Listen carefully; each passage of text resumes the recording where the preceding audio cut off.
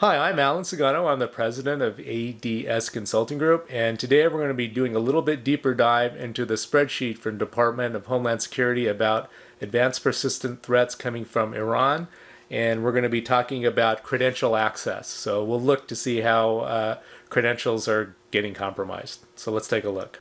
Hi, I'm Alan Sagano. I'm the president of ADS Consulting Group, and we're going into a deep dive on a spreadsheet that was developed by the Department of Homeland Security on advanced persistent threats coming out of Iran. So today's deep dive is about credential access. So it looks like brute force and credential dumping are the most dangerous ways, most common ways that hackers are compromising credentials. Let's take a look at the different sheets and see actually what happened. So on APT 33, brute force, you can use password guessing or brute force. Password spraying, basically what spraying does is it uses common passwords and then sprays them against all different types of accounts, so like password, a password one, or p at $, W0RD, blah, blah, blah. Door is another common password. There's a list of like the 20 or 30 most common passwords. So what they'll do is they'll just try those common passwords against all the different types of accounts. That's what's called a password spraying attack. Credential dumping. Used a variety of tools. There's PW dump and some other ones, Mimikatz, GPP password, sniff pass. Basically what these do is once you get access to a domain controller, you can use these tools to dump out the password encrypted passwords, and then use a brute force attack or password cracking software to crack the passwords. Network sniffing, sniff pass can be used. That takes a lot longer, but it can be used to sniff passwords as traffic goes by on the network. On the APT 34, we have brute force again to obtain credentials. Also used credential dumping tools, just like we talked about before, and then logged on to compromised system and Outlook web access. Credentials and files. So yeah, the other thing you never want to do is store your passwords in a web browser, because there's tools out there that can basically strip off the passwords that were stolen from as saved passwords. That's one of the things we preach to our clients is don't use saved passwords in your browsers, because somebody can come by and sniff those away.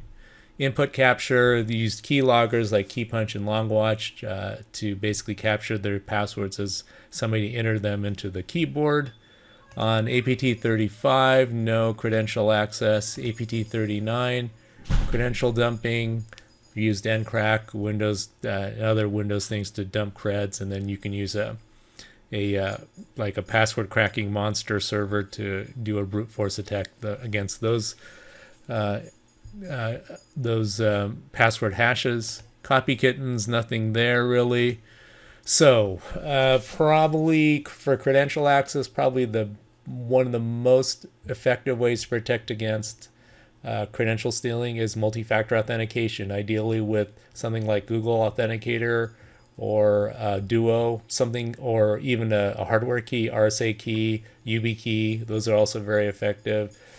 Passwords as a text message are less effective than using something like a YubiKey or RSA key or Google Authenticator or Duo. Another thing is to have regular password changes on your network. We recommend at least every 90 days. The joke there is how long would you like to remain compromised, and plan accordingly. For network sniffing, usually for that to be effective, you need to have port mirroring enabled, so you might want to look for changes on your switch. Or they might be able to access it with something that gets, that for a switch port that's connected to a DC. That would be the way I would do it.